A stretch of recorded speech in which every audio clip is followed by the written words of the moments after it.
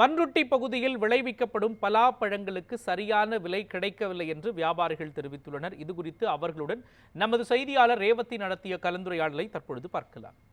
பொதுவாக மார்ச் முதல் மே மாதம் வரை என மே, ஜூன், ஜூலை வரையிலும் கூட மா, பலா போன்ற பழங்களுக்கு அதிகமாக விளைச்சல் இருக்கும், விற்பனையும் அதிகமாக இருப்பதை பார்க்க முடியும். இந்த நிலையில் இந்த ஆண்டை பொறுத்தவரை பலாப்பழம் அதிகப்படியாக விளைச்சல் அடைந்திருக்கிறது. ஆனால் விற்பனை மிகவும் குறைவாக இருப்பதாகவும் விவசாயிகள் பெரிதும் இதனால் பாதிக்கப்படுவதாகவும் தெரிவித்து வருகிறார்கள். இது குறித்து கோயம்பேடு பழச்சந்தையில் இருக்கக்கூடிய வியாபாரி, பலாப்பழ வியாபாரி இருக்கிறார். அவரிடம் பேசலாம். ஐயா வணக்கம். பலாப்பழத்தை பொறுத்த வரைக்கும் இந்த மாதங்கள்ல அதிகமா வரும்னு சொல்லியிருக்காங்க. நீங்க எத்தனை ஆண்டுகளா இந்த பலாப்பழ வியாபாரத்தில் இருக்கீங்க? உங்களை பத்தி சொல்லுங்க. இந்த பலாப்பழ வியாபாரம் முதல்ல எப்படி இருக்கும்? அதை பத்தி சொல்லுங்க. என்னோட நேம் வந்து புருஷோத்தமன். நான் பலாப்பழ வியாபாரம் 25 வருஷமா பண்ணிட்டு இருக்கேன். எம்எஸ்சி மெடிக்கல் மைக்ரோபயாலஜி முடிச்சிருக்கேன். பலாப்பழம் நம்ம அதிகமாக வருது பன்ருட்டி, அதாவது கடலூர் மாவட்டம் பன்ருட்டியிலிருந்து அதிகமாக வந்துட்டு இருக்கு. விளைச்சலே அங்கே தான் அதிகம். திரும்ப பார்த்தீங்கன்னா பன்ருட்டிலேருந்து விளைச்சல் காய் பன்ருட்டி பலாப்பழம்னா ரொம்ப வேர்ல்டு ஃபுல்லாக ஃபேமஸான ஒரு பழம். டேஸ்ட் ரொம்ப டேஸ்டாக இருக்கும். விளைச்சல் மே, ஜூன் ரொம்ப அதிகமான ஒரு விளைச்சலான தரக்கூடிய மாதம் இது. விளைச்சல் அதிகமா இருக்கனால விற்பனை கம்மியா இருக்கா? உங்களுக்கு வியாபாரம்ல நஷ்டம் ஏற்பட்டிருக்கா? கண்டிப்பா. ரொம்ப விளைச்சல் அதிகமாக, உற்பத்தி அதிகமானதால ரொம்ப கடும் வீழ்ச்சி. விலை 100-200க்கு மேல போல அதிகமாக பாதிப்பு. விவசாயிகளுக்கு ரொம்ப பாதிப்பு அதிகமா இருக்கு.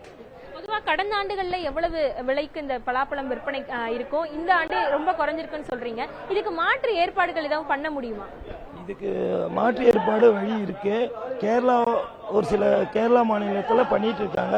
தமிழகத்தில் முதலமைச்சர் அவருடைய ஆணையின்படி கடலூர் மாவட்ட அமைச்சர் MRK பன்னீர்செல்வம் இதுக்கு முயற்சி செஞ்சிட்டு இருக்காரு. கடந்த வருடம் மலேசியா கூட ட்ரைனிங் அனுப்பிச்சிருந்தாரு. அதில் நான் ஒரு ஆள் கலந்து கொண்டு இருந்தேன்.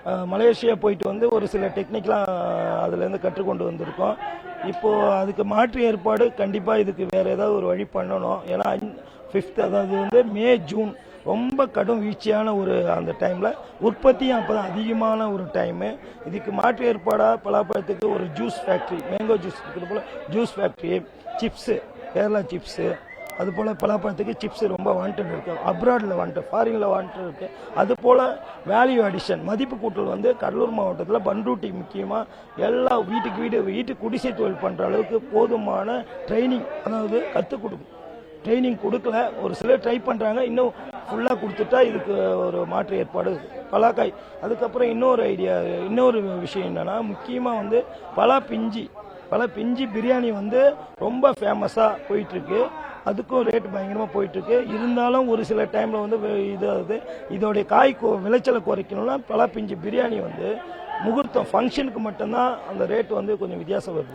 ஆனால் பலாப்பிஞ்சிக்கு இந்த ஹோட்டல்லாம் பார்த்தீங்கன்னா வெஜிடேரியன் ஹோட்டல், அவங்களாம் இதுக்கு ஒரு மஷ்ரூம் பிரியாணி, காளான் பிரியாணி, அது போல் இந்த காலிஃப்ளவர் பிரியாணி, வெஜ் பிரியாணி போடுற ஒரு டிஷ்ஷை இது ஆட் பண்ணால் ரொம்ப ஒரு யூஸ்ஃபுல்லாக விவசாயி இருக்கும். இது ரொம்ப ஊட்டச்சத்து, ஃபைபர் கண்டென்ட் இருக்கு. ரொம்ப ஒரு சத்தான ஒரு பொருளை கேரண்டி கொடுக்கலாம். அதுக்கேற்க பலாப்பிஞ்சி பிரியாணி ஒரு ஹோட்டல் ஒரு டிஷ் அது ஒரு ஆட் பண்ணி தான் விவசாயிகளுக்கு ரொம்ப பாதிப்பாக இருக்கும். இது ஒரு முக்கியமான ஒரு கோரிக்கை. தொடர்ந்து பலாப்பழ விற்பனையை பொறுத்தவரை அதிகப்படியான விளைச்சல் இருப்பதன் காரணமாக அதிக பழங்கள் வருகின்றன. ஆனால் விற்பனை அந்த அளவுக்கு இல்லாதன் காரணமாக அதிக வீணாகிறது என்று தெரிவித்திருக்கிறார்கள். இதற்கு பலாப்பழ விவசாயிகள் தரப்பிலும் அரசு தரப்பிலும் முடிவடைத்து இதற்கு மாற்று ஏற்பாடுகள் செய்ய வேண்டும் என்று இவர்கள் தரப்பில் தெரிவிக்கப்பட்டிருக்கிறது.